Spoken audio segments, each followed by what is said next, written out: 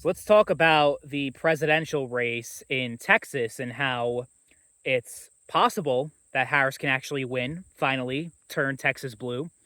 And in that case, the Republicans will be completely 100% fucked if Texas ever just became a swing state, never mind a blue state, because of all the electoral votes that are involved. I think it's like 40 votes, if I'm not mistaken. It's got the second largest amounts of votes aside, California is number one. They got like 55 or something like that. But yeah, it's very interesting the way things have been shaking out in Texas. Harris has been polling like I think Trump's only been polling like up 3 or 4%. Now I know the polls are the polls, and what actually happens on election day will likely be different from what the polls are saying. Then you got Ted Cruz though in the Senate race, and that race is also looking a lot closer. It makes me think that something might be happening here. I mean, I'm not sure. I don't know for sure what's happening.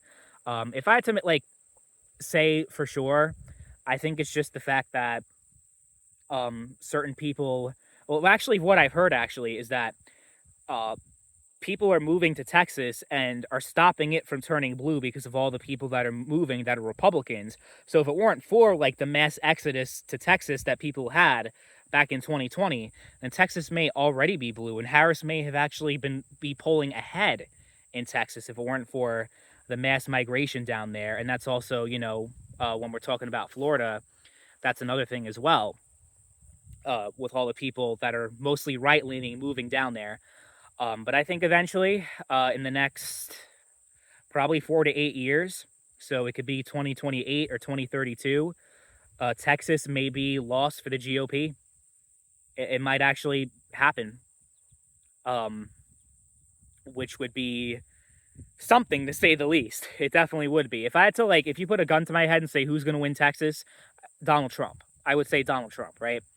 But doesn't mean that it's like completely impossible that Harris can win it if she just has a really great performance in the election, and it could happen. It's not like it's not impossible. That's is what I'm trying to say.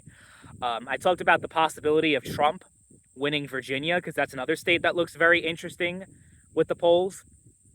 I actually do think that there's a slightly larger percentage, like odds, of Trump winning Virginia than Harris winning Texas if I just had to go off my gut feeling. But all I'm saying is that's a state to watch out for the GOP, because that is like their stronghold. If California is like the stronghold for the Democrats, that's what Texas is for the Republicans. That's like their version of California. So if it ever went, the odds of winning the Electoral College would be pretty much zero. And, it would be fascinating. I'm not going to lie. It would be fascinating because then you would see a situation where the popular vote is a lot closer between, the Republicans and the Democrats. But then the Democrats can just destroy the Republicans. It would be like an Electoral College landslide just by flipping Texas alone and don't even need any other state, right? Then, why I think that's interesting is because then you'd suddenly have all these Republicans talking about abolishing the Electoral College. And then, if that happened, you would probably also have a lot of Democrats that would talk about how much they want to keep the Electoral College. The thing is, like, these people talk about their morals and talk about their principles on the left and the right. But when push comes to shove, if they're talking about something, whatever principle they're talking about, whether it's Electoral College or just any other thing that you could possibly imagine, think of anything, when it suddenly makes their political side look bad, like when it hurts their team, whether it's team red or team blue, when it hurts their team, all of a sudden they pull a complete 180 and they change their tune 100%, right?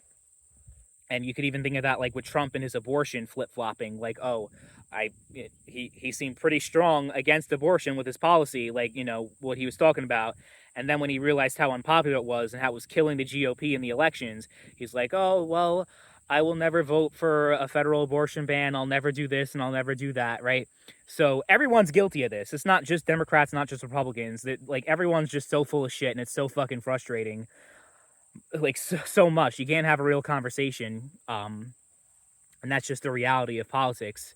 I'm not even going to say now. It's probably always been that way ever since political parties have been introduced, ever going back to the Federalist and Anti-Federalist and the late 1700s or so. So it's whatever. But you have cities like Austin that are developing. You have Dallas, Houston that are their population increase, and you know how it is with city centers and urban areas. Typically, when it's more urban, it's more Democratic. I can't think of like a city that's actually Republican, like a major city. I think Oklahoma City is actually Republican leaning, which is interesting. Vast majority of them though are not. It's always a Democrat stronghold when we're talking about cities versus rural areas. So, if Texas is getting more urban, regardless of any other political and social factors, that alone might make the difference. Because for some reason, when you're packed in sardines with a whole bunch of people, you're like, I'm going to vote blue. I'm a Democrat. For whatever reason, that's just always how it works. Couldn't tell you exactly why that is, but that's the reality of our politics. It's more of an urban-rural divide than a necessarily, I mean, it is a partisan divide, but that's seems to be the biggest divisive factor is, do you live out in the sticks like I do here, or do you live in a giant fucking metropolis? And for some reason, it makes your political views so much different, which is very fascinating. But yeah, I don't think Harris will win in the state of Texas. I hope that she doesn't win in the state of Texas. I don't think she will. If like my gut tells me she's not going to win, but it's going to be scary close, possibly, depending on what happens. I think if Trump wins and has a great showing, then he could win by like 5, 6, 7%. I think he won. Didn't he win by like 8% against Hillary or something like that? And then he won by like 5 or 6 in 2020 against Biden.